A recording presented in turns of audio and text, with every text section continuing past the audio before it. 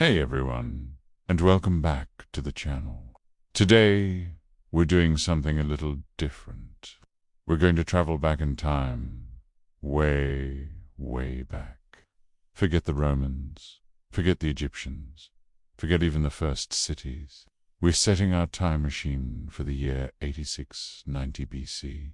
That's over 10,600 years ago. Close your eyes for a second and try to imagine it. What do you see? What do you hear? It's a world so ancient, it's almost alien to us.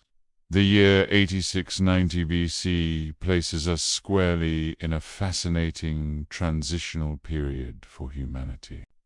We're at the dawn of what scientists call the Neolithic era, or the New Stone Age.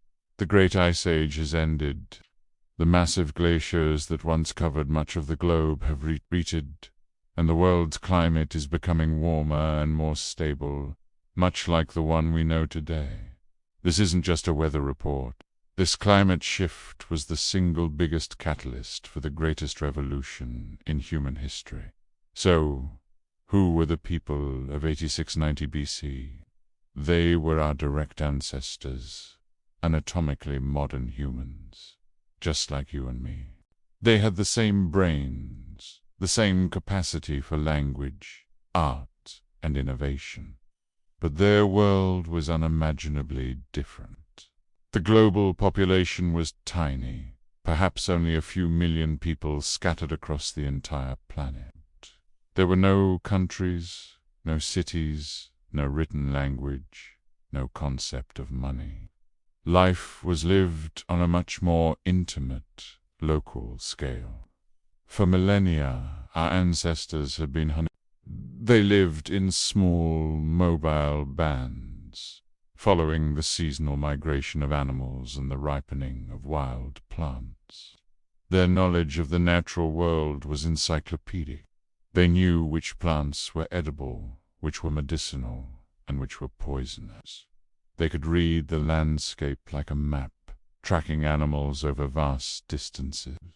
Their lives were a delicate dance with nature, a constant cycle of movement and adaptation.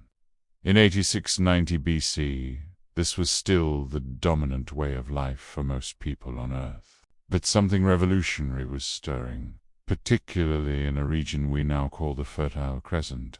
This arc of land, stretching from modern-day Egypt through the Levant and into Iraq and Iran, was blessed with a unique combination of reliable water sources, from the Nile to the Tigris and Euphrates rivers, and a remarkable diversity of native plants and animals. It was here, in places like ancient Jericho, that the first seeds of a new world were being sown. Around this time, some groups of people began to experiment. Instead of just gathering wild wheat and barley, they started to intentionally plant the seeds. Instead of just hunting wild goats and sheep, they started to manage and herd them. This is the very beginning of agriculture. It didn't happen overnight.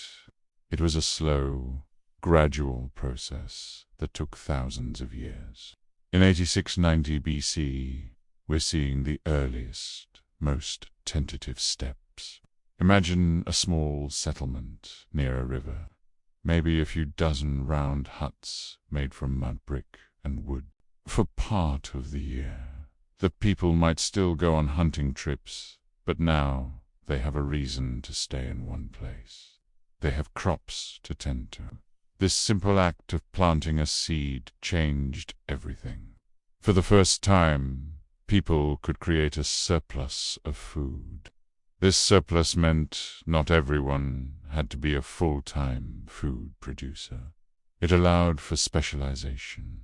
Maybe one person was particularly good at making stone tools.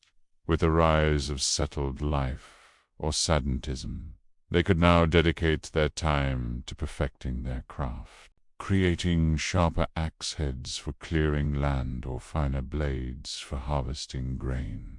Another person might develop skills in weaving plant fibers into baskets for storage or cloth for clothing. Someone else might become a spiritual leader, overseeing the rituals that were crucial for a community's sense of identity and well-being. This is the birth of complex society.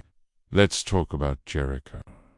Archaeological evidence from this period shows a settlement that was already surprisingly advanced. We find evidence of a substantial stone wall and a massive stone tower. Why would a small, early farming community need such impressive fortifications? It suggests a few things. First, they had something worth protecting: their stored grain, their homes, their community. Second, it shows an incredible level of social organization. Building a wall like that requires a leader to direct the project, a workforce to carry the stones, and a shared communal purpose. This wasn't just a random collection of families. This was a town, one of the first in human history. What about their minds? What did they believe? Without writing, we have to piece together their worldview from the artifacts they left behind. We find carefully buried human remains, sometimes with the skulls removed and plastered to look like living faces, with shells for eyes. This suggests a deep reverence for ancestors, a form of ancestor worship, perhaps. They likely believed that the spirits of their predecessors watched over them and could influence the success of their harvests or hunts. Their world was alive with spirits of the animals they hunted, the plants they grew, and the earth itself. Their technology was based on stone, bone, and wood. The term Stone Age can be a bit misleading. These people were masters of their materials. They could create razor-sharp obsidian blades through a process called flint-knapping, a skill that takes years to master. They made polished stone axes, grinding stones for processing grain, and finely crafted bone needles for sewing. Every tool was a testament to their ingenuity and deep understanding of the physical world. This transition to farming wasn't all good news. However, early farmers had a less varied diet than hunter-gatherers, which led to nutritional deficiencies. Living close together with domesticated animals also led to the rise of new infectious diseases. Skeletons from this period often show signs of harder labor and greater stress on the body. Farming was hard work, so why did they do it? The most likely answer is population pressure and climate stability. Agriculture, despite its drawbacks, could support more people in a smaller area. It was a trade-off: less freedom and variety for more security and stability. As we pan out from the Fertile Crescent, we see that most of the world in 8690 BC is still the domain of the hunter-gatherer. In Europe, people are recolonizing lands once covered by ice, hunting reindeer and red deer. In the Americas, Paleo-Indian groups are hunting large game like bison, having spread across 2 continents with incredible speed. In Australia, Aboriginal peoples are continuing a culture that was already tens of thousands of years old, living in deep spiritual and physical harmony with their land. Each of these groups was perfectly adapted to its own environment, living a rich and sustainable life.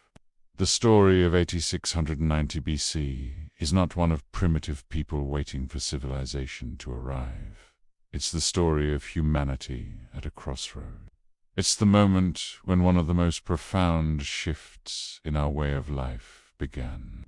The decision to plant a seed set us on a path that would eventually lead to villages, cities, empires, and the interconnected technological world we live in today. Everything we are, for better and for worse, has its roots in the choices made by these distant ancestors. Their world was one of immense challenges, but also of incredible innovation and resilience. They were the pioneers of a new age, laying the foundations for the future, for our present. It's humbling to think about, isn't it? That 10,000 years ago, people just like us were looking up at the same sun, the same moon, and dreaming of a better future for their children. They were the original innovators, the original community builders. Thank you so much for joining me on this journey back in time. I find this period of history absolutely fascinating, and I hope you did too. If you enjoyed this video, please give it a thumbs up, and do UNT forget to subscribe and hit that notification bell so you do UNT miss our next adventure. Let me know in the comments what time period you'd like to visit next. Thanks for watching, and I'll see you in the future.